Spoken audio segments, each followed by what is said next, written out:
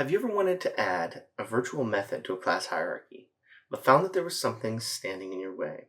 Whether it's coupling or just not wanting to add one more virtual method, there are a number of reasons why you can't really do that in certain circumstances. I'm going to show you an example now. This is the code for the event model in a chat with a chatbot. There are 4 events. You can send a message to the chatbot. You can receive a message from the chatbot. The chatbot can ask you a question with a limited number of answers, or the chatbot can present a card to you. Now, the issue is that this lives in one library, a low-level library, the data model library, which is used by business logic, which is then used by the UI. Presentation, on the other hand, rightly lives in a UI library. And when we try to present these 4 events, we see a switch statement, one for each type of event. So we present a card one way, and we present an inbound message from the chatbot another way, and so on. And each of these little bits of logic is coupled to the UI library. So we can't take this information, we can't take this implementation and move it into the data model. That wouldn't make sense because it's not really what the data model is about. That's the most important reason. And also, we'd have to create a circular reference between the UI library and the low-level data library. This is the kind of problem that the visitor pattern solves. It allows you to create kind of virtual methods, if you will. So it creates an extension point where you can add any polymorphic behavior you want that is polymorphic over the structure of an object hierarchy, of a class hierarchy, without creating coupling or implementation in the core classes. So we can go and we can add as many new behaviors as we like. And that means that we can implement those behaviors wherever we like. So in this case, we can have an implementation of a visitor that lives in the UI layer instead of in the base layer. And that means that we don't have to add or proliferate coupling to the UI libraries into the data library. We don't have to try to figure out how we're going to make it all work. And we don't have to bloat the original hierarchy with logic that is specific to presentation. But we still get polymorphism. We still don't have to have a switch statement. So let's take a look at how I can actually transform from this switch statement into a visitor. Now, the first thing I'm going to need is a method that will accept my visitor. So I'm going to take the switch statement and I'm going to extract a method. And I'll call it accept visitor. Now, when we look at accept visitor, we notice that it's got a little bit of an odd signature. It doesn't actually have a visitor object that it accepts, but it does have the data that might live in an instance of a visitor. So what I'm going to do is use transform parameters to create that class. I'll make sure that only the properties of the visitor are selected, and then I'll call it the UI presenting visitor. Now I have a visitor object. I don't have the visitor pattern yet, but I have the object where I can move the logic that I want. All right. I'll inline these variables that created by the transform parameters, and then I'll move on to the next step. So I have the visitor object, but I don't have any of the visitor logic on it. And the reason for that is I don't have any methods for visitation. So I will extract those methods.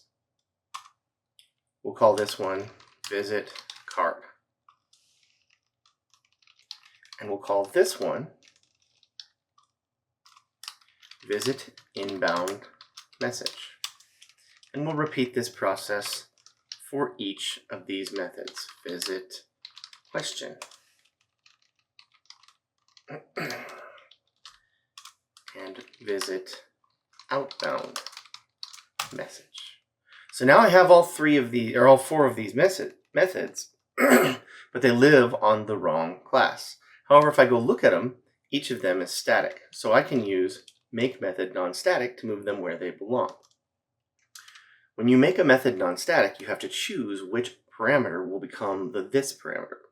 And in this case, it's the visitor. So I'll make method non-static, make method non-static, make method non-static,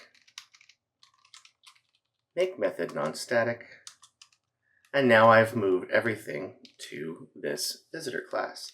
If I look at the visitor class, I'll see it has each of the methods that I would expect. And I can go ahead and make these private. In fact, I don't need them at all. Everything that I've done, by the way, is completely transformative. There's not a single step that has changed behavior. The only thing that's changed is design. That's a key element of refactoring. All right, well, we have our visitor, but we don't really have the visitor pattern yet. We need a few more things. One of the things we're going to need is the base class, or in this case, the interface for the visitor. So we'll call this the chat event visitor. We'll extract an interface and call it chat event visitor, and make sure that each of these 4 methods gets pulled up into the interface. That gives us an interface called chat event, which I should have called visitor. All right. And the other thing we need to do is move that where it belongs. The chat event visitor is going to have to move to the data model.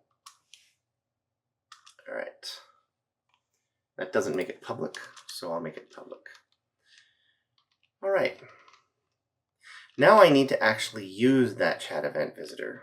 So I'm going to use base types where possible and replace all the references to UI presenting visitor that I can with references to chat event visitor. And that ends up being the main one. Okay, we're a little bit closer.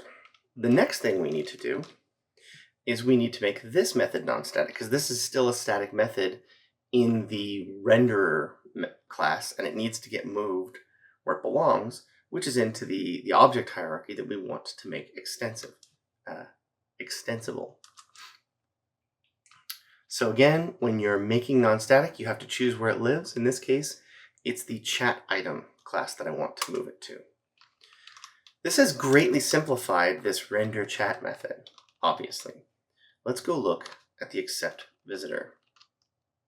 So we have a non-static method.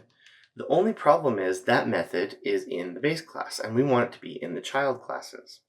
So we'll make our lives a little bit easier by pushing this down. Oops.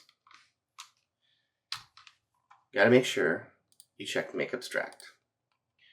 So what that does is create a copy of the method in every single child class. You might be thinking, well, that's no good. I don't like that. It's a step that makes things just a little bit worse so that we can then make them a lot better. Now we can go look at each individual one. We've got an outbound message. Its type is always outbound. And if we look, there's only the one use of the type code now. So we inline that.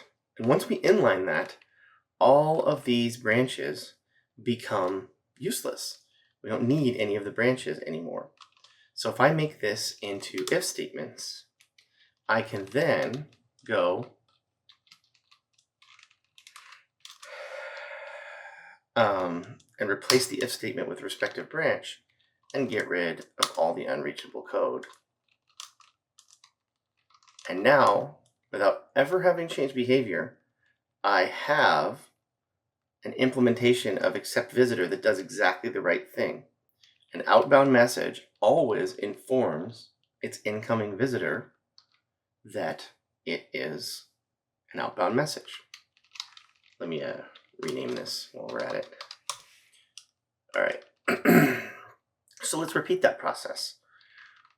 We know this is only used in one place, so we can inline the type code. Once we've inlined the type code, we can convert to an if statement and replace the if with just the branch that works and get rid of the unreachable code.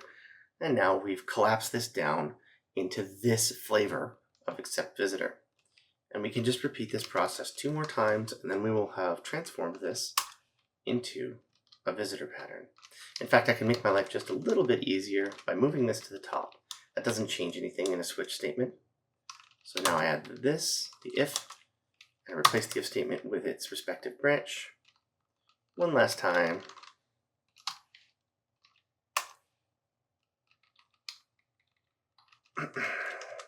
Convert it to an if statement, replace it with the respective branch. And so now I have implemented a visitor pattern. But I didn't go add it. I didn't go shove it in there and then start switching things up so that they use the visitor pattern. I took the existing polymorphism that was introduced into presumably legacy code. I don't need this type code anymore, by the way. Introduced into presumably legacy code. It must have been legacy code because it wasn't tested. And I transformed that existing switch statement into an implementation of the visitor pattern. So let's go over the code really quickly. Here we have the data model, we have the base class, and now it has an accept visitor method that takes a change event, a chat event visitor. I don't know why I called it a change event. Takes a chat event visitor, and each different implementation of chat event informs the visitor that it is that type, and then the visitor can take appropriate action. On the renderer side, we have an instance of a visitor, and it's much simpler in my opinion. We call it the UI presenting visitor. It has all the data related to it, the outbound source label and the inbound source label, and it just has an implementation of each of these interface methods that forwards to the correct presentation algorithm. I'm Max Guernsey with Protocore. Check out our channel or check out our website if you're interested in learning more about refactoring. Thank you.